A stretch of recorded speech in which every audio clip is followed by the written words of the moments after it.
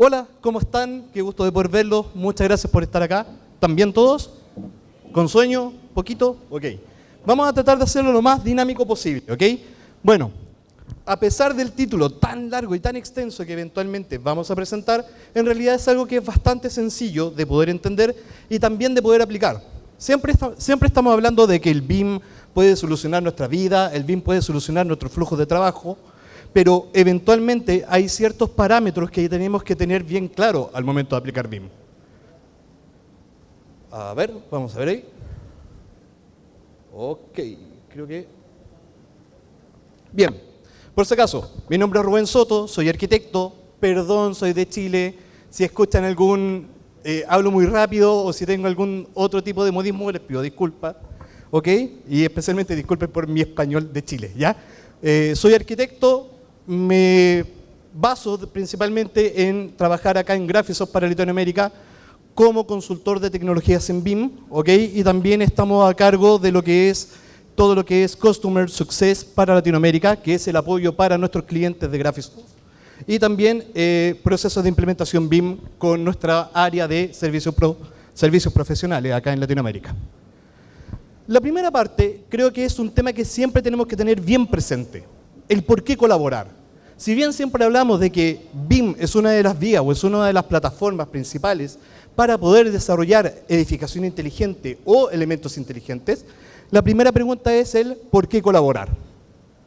Por ende, vamos a hacer un pequeño simulacro. ¿Okay? Yo creo que la mejor parte para poder entender este tipo de sistemas es entender de que vamos a empezar a trabajar en un proyecto, ya sea retail, ya sea educacional o incluso ya sea a nivel gubernamental. Puede ser desde algo pequeño hasta algo grande, pero eventualmente tenemos que tener considerado de que, primero, felicitaciones porque vamos a trabajar en un proyecto en algo llamado tecnología BIM, que eventualmente se presenta como, y lo han escuchado durante estos 3 días, como la solución de todos nuestros problemas o dolores de cabeza. Sin embargo, siempre al momento de comenzar este tipo de proyectos o empezar a generar antes este proceso de información, tenemos estas dudas y tenemos incluso parte de estos miedos. Primero, entendemos el cambio de la forma de trabajo, entendemos el cambio de pasar del 2D a un nuevo sistema de plataforma. ¿Mi antigua forma de trabajo se complementa eventualmente con la nueva o es empezar todo de cero? El famoso versus entre el 2D y el 3D, o en este caso entre los sistemas tradicionales CAD y eventualmente los sistemas de BIM. También, ¿es necesario modelar todo hasta el más mínimo detalle? Otra pregunta que también nos cae, ¿mi equipo de trabajo está capacitado para enfrentar el desafío? Otra opción, ¿mis colaboradores conocen o saben cómo trabajar en BIM? O incluso, ¿mi oficina está en óptimas condiciones de la tecnología? Y finalmente, ¿mi equipo entiende de estándares, nuevos conceptos, nuevos entregables? Eventualmente sí, vamos a hablar del manual de entregas de información, pero antes de llegar a esa parte, tenemos que tener en consideración que estas son las dudas que muchas veces uno tiene al momento de comenzar a trabajar en tecnologías llamadas BIM. Por ende, vamos a ver cada uno de estos puntos. El primer punto es el cambio. Muchas veces en nuestras organizaciones queremos generar un cambio. Sabemos que nuestro sistema de trabajo es complejo, a veces es lento o incluso estamos tan llenos de muchos problemas que muchas veces no nos damos cuenta de detenernos y decir, wow, calma. ¿Estamos haciendo bien las cosas? ¿Podemos hacerlas mejor? Bueno, eventualmente, y como muestran aquí en este dibujo, siempre está esa pregunta, ¿quién quiere el cambio? Y todos dicen yo quiero cambiar, pero ¿quién quiere cambiar? Y ahí empiezan a bajar un poco las manos, ¿cierto? Porque significa que mi método, mi forma de trabajar va a tener que ser un poco cuestionada, por así decir, o incluso reconfirmada. Con lo cual, eventualmente, una cosa es querer el cambio, pero otra cosa es liderar el cambio. Y aquí desaparecen todos. ¿Por qué? Porque eventualmente nosotros tenemos ciertos factores humanos que nos afectan directamente cuando nosotros queremos trabajar en nueva tecnología, o mejor dicho, romper el paradigma del trabajo normal. Por ejemplo, miedo al cambio, miedo a perder el trabajo, recelo hacia nuevas tecnologías, temor al fracaso y eventualmente reiniciar todo un proceso, o falta de tiempo, o falta de entrenamiento adecuado, o incluso no hay un líder que lleve el cambio. No sé si esto a ustedes les ha pasado en algún momento o si les va a llegar a pasar, pero eventualmente son factores que ustedes tienen que tener ya en consideración antes de empezar a generar un trabajo en BIM. Bueno, la otra pregunta o el otro paradigma que eventualmente tenemos que romper en cuanto al mito es precisamente esto, el 2D versus el 3D o el BIM, como ustedes quieran llamarlo, no hay ningún problema con eso. Ustedes saben eventualmente, y creo que por su experiencia, que todos esos elementos que están acá y tal vez más producen una letanía o producen un pequeño retraso en los entregables, que pueden ser, por ejemplo, es un sistema de construcción lineal, no representa sistemas de lógicas constructivas, eventualmente conlleva errores de representación, las plantas muchas veces no coinciden con las elevaciones, o los cortes, o de repente tengo que rehacer, o etcétera, etcétera. Eventualmente no permite una cuantificación de las entidades. Las entidades, por ejemplo, considerémoslo como un muro, una viga o pilar, etcétera. Toma mayor tiempo en procesos de generación, toma menor tiempo en procesos de colaboraciones no son rápidos, y eventualmente el proceso de coordinación siempre es en un formato 2D. Cuando se calzan los planos de CAD, ¿qué se dice? Todo está coordinado. Eso ustedes saben que no es real.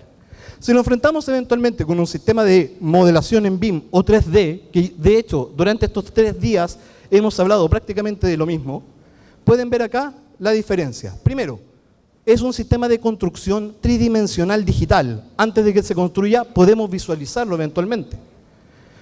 Representa un sistema de constructivo a través de niveles. Ya no se copia hacia el lado, sino que se empieza a construir hacia arriba. No hay errores de representación de la información, permite cuantificaciones, toma menores tiempos, mayor tiempo de procesos de toma de decisiones, etcétera, etcétera, etcétera. Es todo lo que han escuchado básicamente en esto. Ese es otro factor de los cuales ustedes también deberían considerar. Y lo otro, la sobremodelación. Muchas veces nos enamoramos y nos imaginamos, por ejemplo, como Tony Stark, levantando la torre de los Avengers, girándola dentro de un ambiente, y viene la chica de atrás y me da un martini. Soy Tony Stark. Pero ojo, la sobremodelación dentro de un modelo es necesaria. Necesito modelar el tornillo de la golilla, del perno, del último acabado para poder recién visualizarlo. Posiblemente algunos me digan que sí que es necesario, porque es parte de la cuantificación de los elementos. Pero va a depender, y en esto quiero ser bien tajante, va a depender del nivel de madurez BIM que ustedes tengan, en la etapa BIM en la cual ustedes tengan, y especialmente para qué es el modelo BIM. Es muy diferente un modelo de render a tener un modelo de cuantificación, a tener un modelo de facility management. Es información. ¿Ok? Eso es lo primero que tengo que tener en cuenta. Otro de los factores que eventualmente puede ser es el equipo. Cuando ustedes empiezan a comprender el BIM y empiezan a adoptar el BIM, van a aparecer nuevos roles. Ojo, nuevos roles, que puede ser una persona o pueden ser varias personas. Pero eventualmente tienen que contar dentro de su organización con un equipo. Y por ende aparecerán personajes como el BIM Leader, el coordinador BIM, el documentista BIM, el modelador BIM, el administrador BIM o incluso el tan afamado BIM Manager. Que de hecho, si ustedes se meten a LinkedIn, pueden encontrar una lista gigante de BIM Managers. Ahora ser BIM Manager es la cumbia, es la onda. Pero la pregunta es la siguiente.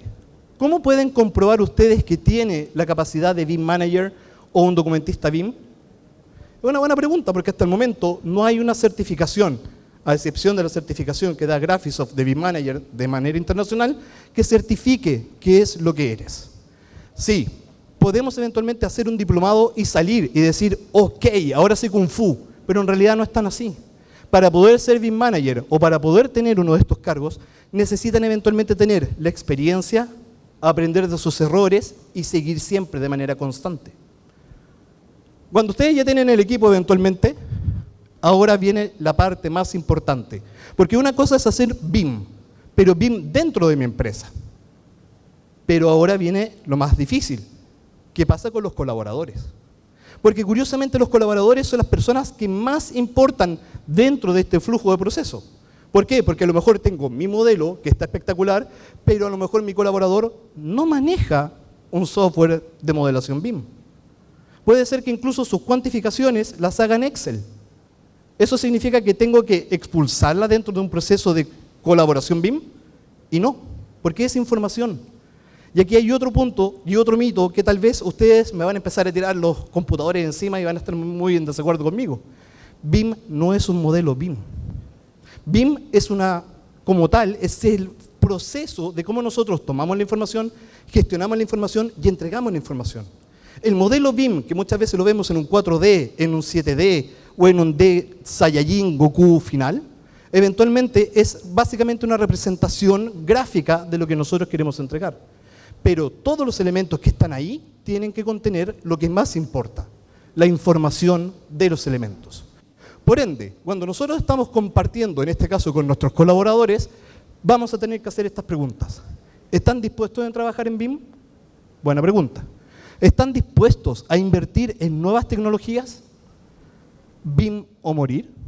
Que muchas veces tenemos un colaborador y dice, es que yo hago esto a mano. Bueno, entonces lo dejamos a un lado y que se muera y lo pateamos en el piso. No. Y alternativas. Tenemos que gestionar alternativas, ¿ok? Colaborar significa que todos pueden jugar a la pelota al mismo tiempo, ¿ok? Bien, cuando nosotros tenemos esto, que ya tenemos los colaboradores, lo otro que tenemos que ver también es la tecnología. Porque una cosa, básicamente, es tener a nuestros colaboradores, pero también hay cosas que tenemos que tener en consideración. Primero, necesitamos computadoras o equipos o sistemas de nuestro ambiente que sepan manejar el software.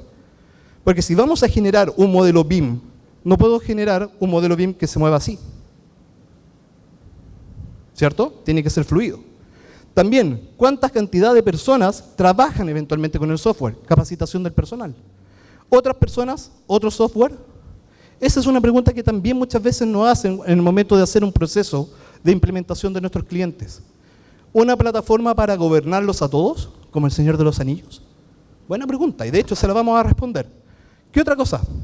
Solución de trabajo colaborativo. ¿Existe una manera de colaborar con un archivo todos? Puede ser. Conexión a Internet, aunque no lo crean, la conexión a Internet últimamente es un factor súper importante al momento de colaborar. ¿Inglés o español? ¿El software en inglés o el software en español? Ay, ay, ay. Soporte y apoyo de la marca y eventualmente entrenamiento-soporte. Porque yo puedo adquirir un software, pero si yo tengo un problema técnico y levanto el teléfono, ¿qué me va a responder? ¿Me responden en mi idioma o me responden, perdón por decir esto, en inglés de India como Apu de los Simpsons? Son cosas que eventualmente a nosotros nos puede afectar. Bien, y lo otro, que también es entendible. Hemos visto varios procesos, hemos visto personas, hemos visto colaboradores, hemos visto plataformas y software de trabajo, pero también hay otro punto interesante a analizar. Porque una cosa es, ok, hagamos BIM, pero ¿cómo se va a llamar el archivo? Final, final, final, final, final, final, final, final, final, final, este sí que es el final, ¿cierto? Le ha pasado, creo. Bueno, eventualmente para evitar ese tipo de archivos existen los estándares. Y los estándares no son nada más ni nada menos que dar las reglas del juego. Pueden ser estándares internos de mi empresa, pueden ser estándares externos de mi empresa o pueden ser estándares a nivel de gobierno, como lo que pasa en Chile con Plan BIM. En donde Plan BIM en Chile dice, ok, para generar proyectos de infraestructura pública, todos trabajan en BIM, pero bajo estas condiciones. ¿Ok? Eso es básicamente lo que es. Y por ende, entender que estos estándares son necesarios a la hora de compartir y, ojo, colaborar con otros, que es un punto súper importante. En fin, entendiendo estos cuatro factores, o estos cuatro pilares por así decir, hay que entender entonces la necesidad de querer colaborar. Y yo creo que la forma más simple de poder entender este concepto es a través de lo que dice Building Smart en la ISO 19650, que dice que en ambos niveles, tanto negocios como de proyectos, los resultados están determinados por las decisiones. ¿Y cómo se toman las decisiones? Se toman con información. Que curiosamente, BIM, Building Information Modeling. Por ende, como habíamos dicho, para entender el BIM o para poder empezar a aplicar BIM y empezar a colaborar, necesitamos eventualmente determinar cuatro pilares, que curiosamente los acabo de enunciar. Flujos y procesos. ¿Cómo yo trabajo? Me pregunto, ¿puedo ser mejor? ¿Puedo ser más óptimo? Guías y normas. La estandarización. La tecnología. Y eventualmente, las personas. Esos cuatro pilares son la base del BIM. Y ojo, no estoy hablando todavía de un software. Por ende, hay algunos datos que eventualmente se tienen que considerar. Tengo que colocar números. De hecho, me dijeron, Rubén, en la presentación, ponte serio, coloca números. Entonces, actualmente el 90% de los grandes proyectos de construcción tienen exceso de presupuesto y de cronograma. Siempre calculamos de más, ¿ok? Actualmente, el 40% de todas las emisiones de CO2 son causadas por la industria de la construcción. Tercer dato. De todo el trabajo de diseño, curiosamente la reconstrucción, debido a errores por la digitalización o la generación de esta información, equipara un 30%. Y finalmente un 20% de los materiales de la construcción se desperdician. Dato curioso. Eventualmente sí, BIM trata precisamente romper y parar este tipo de desgastes de tiempo, de sobrehacer la información y eventualmente de desperdiciar elementos de la información. Pero ojo, BIM como Building Information Modeling, que ya lo hemos escuchado en todos lados, tiene que cambiar. Y tiene que cambiar bajo esa sigla. Building Information Management, que es el gerenciamiento de la información. Y es por eso aquí que yo digo, el modelo 3D es parte de todo ese flujo, pero no es el fin final. Generar información o gestionar la información para que otros profesionales puedan utilizarla es lo esencial, ¿ok? Para que pueda ser usado en un Primavera, pueda ser usado en una carta Gantt, pueda ser utilizado en un 4D, en un 5D, en un 6D, o incluso que aparezca en un PDF, o que pueda aparecer en un Excel o en un Word. Todos aquellos sistemas que generen información, si se utilizan bien, es BIM. Por ende, saber que trabajar en BIM es trabajar y colaborar en equipo. Por ende, el concepto de que el arquitecto que mira desde el cielo hacia abajo para el resto de los mortales y que el resto de los mortales tiene que bailar el juego, ya no es válido. El arquitecto tiene que estar trabajando a la par con el ingeniero, con el especialista de clima, con el especialista sanitario, etcétera, etcétera, etcétera. Somos un equipo. Y en la medida en que trabajamos en equipo, la información que yo genero no me la guardo. Por ende, el modelo Mi Precioso, My Precious, ya no va. ¿Qué significa eso? Significa que la información que yo vaya generando dentro de un modelo o dentro de la información de BIM tiene que ser compartida de manera equitativa e igualitaria para todas las personas que están alrededor de mi grupo de colaboración. ¿Por qué? Porque yo puedo generar un gran modelo, puedo generar una gran cuantificación, puedo generar un gran proceso, pero si esa información no se la entrego de manera adecuada o no se la entrego de manera limpia a la parte que le corresponde la próxima etapa, va a retrasar el proceso, y se retrasa el proceso, retrasa los tiempos, y se retrasan los tiempos, nos generan los gastos de pago, y si no generan los gastos de pago, me hago pobre y no puedo venir a Costa Rica a estar con ustedes. ¿Se entiende? Ok. Luego sigamos entonces. Por ende, la manera gráfica en la cual nosotros podemos compartir la información de manera abierta, porque ojo, entender que también un software no lo hace todo, por eso dije Word, Excel, PDF, etcétera, etcétera, etcétera, es a través de ese icono, que muchos de ustedes lo habrán visto, pero eso se llama básicamente IFC. IFC es la clave para compartir. ¿Por qué? Porque primero es un código de estándar abierto, en el cual toma un modelo BIM, este modelo que estamos hablando, y lo genera a nivel de estándar como un modelo de referencia. ¿Qué significa eso? Que en vez de entregar los planos al ingeniero, yo tomo mi modelo de arquitectura, lo filtro, lo limpio, lo adecuo para que el ingeniero lo tome y lo abra en su software y pueda generar su propuesta de información. Por ende también al de clima, al sanitario y a todas las otras partes. Por ende, IFC como tal es un modelo de referencia el cual no traspasa la información de planimetrías creada por una aplicación. Ojo, aquella persona que me diga, es que yo insertó en IFC pero no se vieron los planos, amigo, es porque el modelo es de referencia, no es un plano. Para entregar un plano tipo de estándar abierto, creo que la palabra de ustedes se le viene a la mente. PDF, que también es algo parecido. Y de esa manera, el modelo IFC más el PDF genera un ambiente de colaboración más práctico para que la otra persona funcione. Y si a esto le agregamos, por ejemplo, un BIMEX, No sé si alguno de ustedes conoce BIMEX. Bueno, ahí Daniel después va a hablar sobre eso. Van a poder entregar mayor información. Recuerden, es entregar información para la otra persona. Bueno, otros factores que ustedes pueden entender acá de lo que es básicamente IFC, que por ejemplo, que ya reemplaza el papel por el edificio, y que, ojo, cada entidad que está dentro del IFC contiene información, volumen, altura, ancho, materialidad, etcétera, etcétera, etcétera. Y podemos agregar más información en la medida en que nosotros agreguemos y gestionemos la información. Bien, por ende, para poder generar nuestro proyecto y poder trabajar en este BIM gráfico, por así decir, podemos ocupar, como ustedes pueden ver, todos los archivos habidos y por haber. ¿Qué significa eso? Significa fácilmente de que cada disciplina tiene que elegir la mejor solución local para cada proyecto. Y aquí hay un tema súper importante. Muchas veces en las licitaciones se habla de que es este tipo de software y nada más. Y eso limita, restringe. Y nosotros estamos hablando precisamente, para atrás, ahí. Estamos hablando de este concepto, Open BIM, estándar abierto. Con lo cual, eventualmente, pensemos en lo siguiente. Todos, a pesar de que tengamos diferentes software y a pesar de que tengamos diferentes características dentro de la organización, podemos colaborar y entregar y gestionar la información. ¿Para qué? No para que yo sea el más bonito del mundo, no, es para que nuestro proyecto se logre y eventualmente todos ganen. En Chile eventualmente se está utilizando esta metodología y es más, el gobierno está solicitando archivos de formato IFC. ¿Por qué? Porque como vieron que el formato IFC es un estándar abierto, también es gratuito. Es más, ustedes con un archivo IFC pueden abrirlo en Google, porque Google tiene un lector IFC.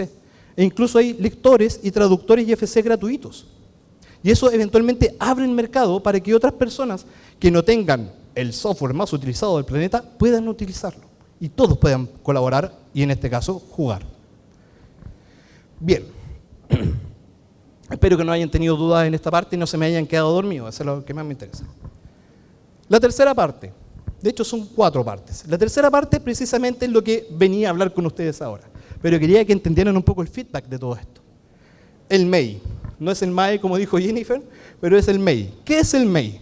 Básicamente el MEI es el Manual de Información Básica BIM. Yo tengo 43 años más o menos. O sea, hay que descontar los años de pandemia, por si acaso. Pero tengo 43. Cuando yo era niño, veía una serie que era el Pato Donald, y el Pato Donald tenía unos sobrinos que eran Hugo, Paco y Luis. ¿Alguien los vio? Chuta, soy el único viejo acá, güey. Ah, ok, ya, bien. Hugo, Paco y Luis eran scouts, que eran scouts de un grupo que se llamaba Los Jóvenes Cortapalos. Y los Jóvenes Cortapalos tenían un manual, que era el manual de los Jóvenes Cortapalos, que les decía cómo hacer una fogata, cómo hacer una carpa, cómo tratar el ambiente, etcétera, etcétera, etcétera. El MEI básicamente es un documento que es ese manual de cortapalos, que son los pasos básicos y esenciales para recién colaborar con otras personas. ¿Ok? Entonces, eventualmente este manual, que está dividido en 4 partes, y de esas 4 partes eventualmente están divididos en 12 categorías básicamente, indican cuáles son los pasos necesarios para poder recién producir una información base, coherente y que todo el mundo la entienda. Ojo, estamos hablando de un nivel BIM que es el principal, es el esencial, y que eventualmente va a madurar y que eventualmente va a tener mayor información en la medida en que la maduración del modelo BIM vaya cambiando. Es muy diferente cuando ustedes hacen un modelo de anteproyecto a un modelo de proyecto, a un modelo de construcción o un modelo de facility management. Es información diferente, ¿ya? Porque va evolucionando. Y en este caso me está dando básicamente los primeros pasos. ¿Para qué funciona esto? Como aparece acá, reducir tareas ineficientes, hablar eventualmente el mismo lenguaje, determinar la estructura principal de los diferentes modelos, determinar la información básica que cada entidad, muro, pilares, viga, tiene que tener, es el inicio para una correcta colaboración y finalmente se complementa con todos los sistemas de clasificación de BIM.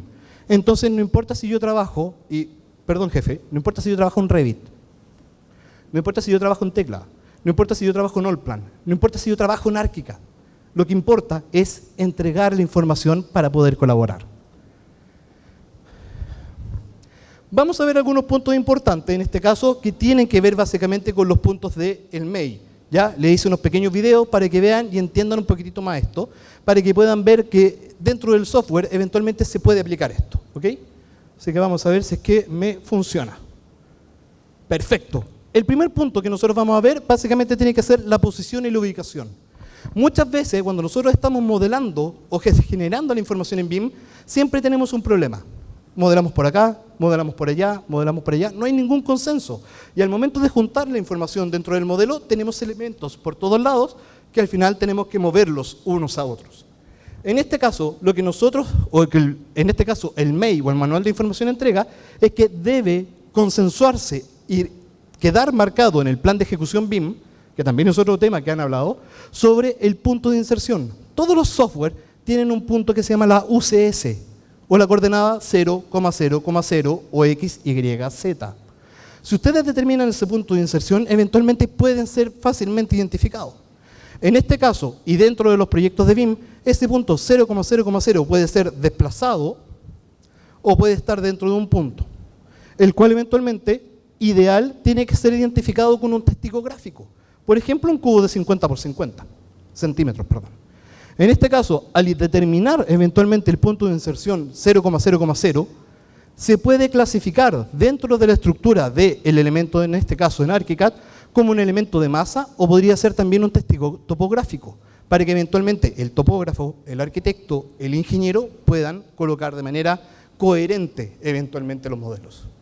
Otra buena estrategia eventualmente es a través de la intersección de ejes, eje A, eje 1, u otro también sistema coherente de poder hacer calzar los elementos es a través de un elemento que a pesar de todas las diferencias de piso se mantengan igual. Por ejemplo, la caja de ascensores. ¿Ya? Una vez que ustedes ya lo definan, eventualmente el testigo, y una vez que definan eventualmente esa ubicación, tenemos que siempre chequear dentro del traductor, en este caso, que el elemento se llame IFC Site o IFC, en este caso, Building Element Proxy. ¿Por qué? Porque ese elemento me va a servir como testigo. Cuando me refiero a los elementos IFC, tiene básicamente que ver con estructura y denominación. Yo puedo entender que mi software haga muros, haga vigas, haga pilares, haga forjados o losas, etcétera, etcétera, etcétera. Pero para poder colaborar entre una plataforma A y una plataforma B, tiene que llamarse, tiene que la otra plataforma entender que ese elemento es un muro. Suena raro, pero es básicamente como peras con peras, manzana con manzanas. En este caso, lo que se hace básicamente es que cada entidad eventualmente modelada está dentro de una clasificación. Muro, muro, viga, viga. Eventualmente podemos generar nuevos sistemas de clasificación y, por ejemplo, una viga de fundación, que muchas veces en algunos sistemas no está. Pero el punto importante de esto es que cada sistema tiene que ser clasificado. Una vez que el elemento esté clasificado, eventualmente tenemos que chequear si esa entidad se encuentra dentro del mapa de clasificación y chequear si es que el elemento aparece eventualmente como muro o como losa o como viga. ¿Por qué? Porque al momento de clasificar ese elemento va a pasar del software A hacia el software B como en este caso IFC Wall. Entonces, dentro de mi software A le digo que es mi muro y dentro del software B, vamos para acá, software B aparece como muro. Y de esa manera, desde la otra plataforma, yo puedo tomar esa entidad y poder generar mi modelo de referencia. O sea, tomar la información y generar mi propuesta. ¿Ok? Por ende, eventualmente, y en este caso los sistemas de clasificación, se pueden chequear y se pueden generar, en este caso dentro de ArchiCAD, como elementos de, como dicen acá, clasificación y después poder mapearlo con la entidad IFC correspondiente. En otras palabras, para que en el A se vea como muro y en el B se vea como muro, se tiene que llamar IFC tanto. No existe un IFC muro, por si acaso, porque todo es en inglés y en este caso sería IFC wall. Otro de los puntos importantes que también podríamos revisar es el sistema de clasificación. ¿Cuántos de ustedes han escuchado que tiene que clasificarse en Uniclass o en Omniclass? ¿Cierto? ¿Qué es eso? No lo sé. Bueno, eventualmente hay un punto re importante sobre eso. Los sistemas de clasificación es básicamente cómo se agrupan eventualmente estas entidades. Por ejemplo, muro, murito, murón, murazo, básicamente, ¿ok? En este caso, dependiendo del sistema de clasificación solicitado, ojo, ese sistema de clasificación tiene que estar relacionado con el grado de madurez del modelo PIM. Una vez que lo tenemos clasificado el elemento, podemos seleccionar en este caso un muro y poder, dentro de los sistemas de clasificación, poder mapear la clasificación, por ejemplo, para un Omniclass, que es un sistema de clasificación más detallada en cuanto a la organización. En este caso, como ustedes pueden ver, dentro de las opciones que se llaman P-Sets o Property Sets de la entidad muro, ¿ya? Nosotros podemos agregar el factor, por ejemplo, de Uniclass y poder buscar acá la clasificación que eventualmente quiere que en este caso la contraparte clasifique el elemento. Una vez que eventualmente encontramos la clasificación del elemento, por ejemplo, el EE252010 External Wall, clasificamos. ¿Para qué? Porque eventualmente tal vez el sistema de clasificación muro no es muy básico y queremos mayor información para otra etapa de, en este caso, las entidades. Entiéndanlo así, organización, tratar de organizar la información de acuerdo a lo que el otro usuario necesita. Yo tengo que proporcionarle esa información de la manera más fácil. ¿Ok? Una vez que eventualmente se prepara o se gestiona este tipo de información, podemos eventualmente seleccionar todos los muros que tengan esa calificación de EE2025 y después entrar al gestor de proyectos de IFC y fácilmente, en este caso, asignarlo. No necesito borrar, agregar ni nada, simplemente estamos gestionando la información. Dato súper importante, una vez que ustedes generen los cambios necesarios, siempre chequeenlo antes de emitir. Check, doble check, reportar, lo mismo que hacen en el avión. Y en este caso, chequear el modelo dentro de un visualizador IFC y verificar de que la información que aparece ahí se encuentre. Otro punto importante es siempre chequear que el elemento, ups, creo que me pasé. A ver. Ahí sí. Me pasé de nuevo. Esto no fue BIM, definitivamente. Ahí sí, duplicados e intersecciones. Una cosa es generar el modelo y otra cosa es hacer un análisis de calidad del modelo. ¿Por qué es necesario? Porque, vuelvo a insistir, estamos entregando información. Por ende, siempre tenemos que chequear de que los elementos no se encuentren ni duplicados, ni triplicados, ni que haya problemas de intersección. Porque eventualmente, si yo genero un archivo IFC con muros duplicados, me va a cuantificar 2 veces el muro. Por ende, es un error. En este caso, vamos a descargar una aplicación que tiene Graphisoft, que es para el chequeo, básicamente, de encontrar duplicados, el cual se instala bastante fácil y que eventualmente todos los clientes de Graphisoft, en este caso de ArchiCAD, pueden instalar. Una vez que se instala dentro de ArchiCAD, simplemente es ir al botón, por ejemplo, seleccionar todos los elementos, ir a la opción de edición y buscar la opción de comprobar duplicados. De esa manera ArchiCAD me reconoce que tengo elementos duplicados y eventualmente me los muestra. ¿Cuál es mi trabajo? Simplemente seleccionarlos, verificar y borrar. También, otra de las tareas que también nosotros podemos hacer eventualmente es, aparte de comprobar los duplicados, que tengan problemas de intersección o colisiones entre los elementos. Si bien eventualmente la detección de colisiones dentro de ArchiCAD es muy fácil para poder hacer, necesitamos chequear de que hayan elementos duplicados. Si bien esto se hace en una etapa de coordinación, pero eventualmente en una etapa temprana se puede hacer, porque recuerden, están construyendo la información. En este caso se identifica de manera más fácil, puedo identificarlo a través de colores, y en este caso me indica que hay elementos que se están colisionando. Que curiosamente es el muro que adentro de ese muro tiene un murito más chico. En este caso, simplemente se hace para un lado y eventualmente se borra el muro que no corresponde. Vuelvo a insistir, si bien todo esto suena como, oye, ok, esto lo sé hacer, esto ya lo sé, eventualmente son pasos súper necesarios para una buena colaboración. Recuerden, manual de cortapalos.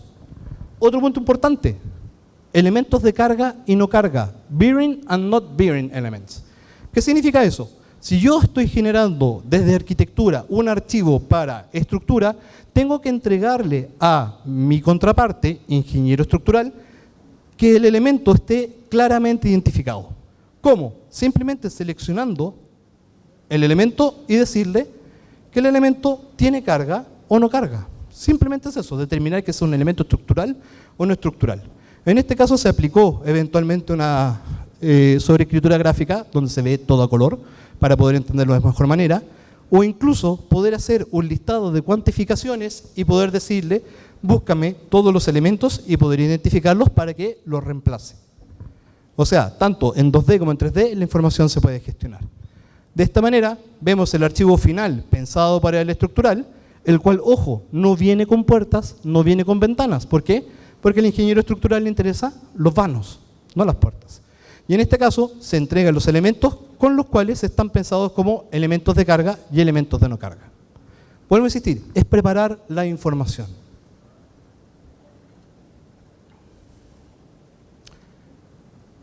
Finalmente, creo que esta es la última, también se pueden agregar más datos. Por ejemplo, resistencia al fuego. Se pueden agregar otros parámetros, por ejemplo, rango acústico, o incluso colocarle un valor definido de cuánto costaría el elemento construido. Pero en este caso es tan simple como tomar los elementos, ir a las propiedades de cada entidad y colocar en este rango, o en este caso mejor dicho, el rango de la resistencia al fuego determinada eventualmente por el especialista. De esa manera también se pueden generar listados de información en los cuales tenemos que colocar eventualmente estos rangos que por lo general se encuentran indefinidos. Yo, que genero la información, indico y entrego la información. No necesariamente tiene que venir out of the box o el software me lo entrega. Yo decido cómo trabajar y cómo entregar la información. De esa manera generamos también, para poder chequear siempre, una sobreescritura gráfica que me determine en colores cuáles son los rangos de resistencia al fuego y eventualmente y finalmente volver a chequearlo para poder entregarlo. Porque si lo entrego mal, adivinen qué va a pasar. La información que generen va a estar mal. Ok, finalmente, ya y con esto espero que no se me hayan quedado dormidos, ya y que hayan podido entender un poco lo que les quería venir a contar. Este manual está para el alcance de todos. Ahí está el código QR para que ustedes puedan sacarlo y puedan revisar todas las reglas eventualmente. En este caso anterior solamente vimos un par, solamente un par. Pero aquí se encuentra toda la información para que ustedes puedan colaborar. ¿Ok? Bien. Finalmente, y ya con esto los dejo descansar un ratito porque se vienen más cosas adelante, finalmente hay que definir una estrategia. Y esa estrategia es que comprender, primero, que solo con la compra de un software no estamos haciendo BIM. Se requiere de preparación, se requiere de paciencia, se requiere de varios factores, tanto humanos, tecnológicos, normativos, etc. ¿Ok? Todos los 4 pilares que vimos anteriormente. Todo eso es necesario para recién empezar a hablar de que vamos a hacer BIM. Entender eventualmente que un proceso de colaboración va a estar enfocado a procesos determinados. ¿Qué es lo que tú quieres y cómo yo te puedo entregar esa información? Esa conversación es súper importante. No solamente ya, ahí está el plano, nos vemos, no. ¿Qué quieres tú? ¿Cómo te entrego la información? ¿Te sirve? Perfecto, no me sirve. Te la arreglo. ¿Te sirve ahora? Sí, sí me sirve ahora. Seguimos colaborando. ¿Ok? Hay que entender de que eventualmente el equipo mejora y por ende la entrega de la información es confianza. Abran y no se queden con mi modelo. Entreguen esa información. Lo otro, eventualmente el éxito de un proceso de colaboración no solo va a radicar en las personas, sino que también va a radicar en la infraestructura y adaptarse a los cambios propuestos de manera rápida y cómoda. El factor humano, tengan mucho cuidado con ese factor humano porque puede tirar a la empresa hacia el éxito o puede llevar incluso hasta el fracaso.